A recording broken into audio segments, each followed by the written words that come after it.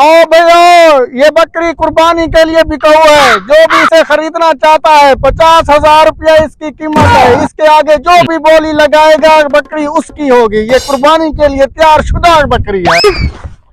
कुर्बानी के लिए बकरी 50,000 दे। आज इसको चूना लगाता हूँ मैं।